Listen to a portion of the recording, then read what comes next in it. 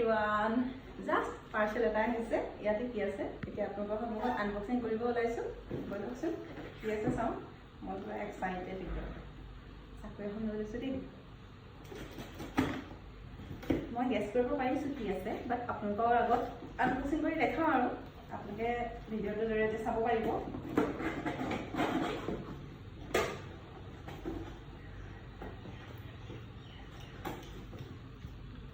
মই উৰুটাকে খুলিছোঁ দেই পাৰ্চেলটো আছে নিশ্চয় চাইডে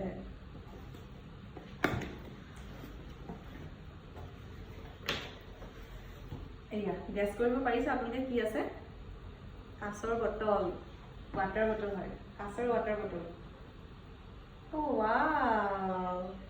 কাঁচৰ বটলত পানী খাম এতিয়া কাঁচৰ বটলত এতিয়াৰ পৰা পানী খাম খুব ধুনীয়া মই আগৰ পৰাই ল'ম বুলি ভাবি আছিলোঁ বাট ভয় লাগিছিল ল'বৰ কাৰণে কাৰণ ঘৰত ল'ৰা ছোৱালী আছে পেলাই পেলাই ভাঙিব বুলি কিন্তু সাৱধানে চলাব লাগিব আৰু আমি যিবিলাক প্লাষ্টিকৰ বটলত পানী খাওঁ এইবিলাক এইবিলাকতো বটলবিলাকত পানী খোৱাটো ইমান এটা ভাল নহয় জানি সকলোৱে প্লাষ্টিকৰ বটলত পানী খোৱা ভাল নহয় তথাপিও খোৱা যায়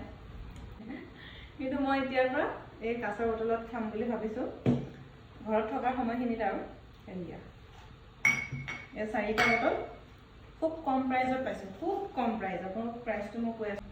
এই 4টা বটলত 258 ৰুপিজ অনলি 258 ৰুপিজত মই 4টা চিচা বটল পাইছোঁ এয়া ৱাটাৰ বটল দেখিবলৈ ভাল লাগিছে ডিজাইনিং আছে অলপ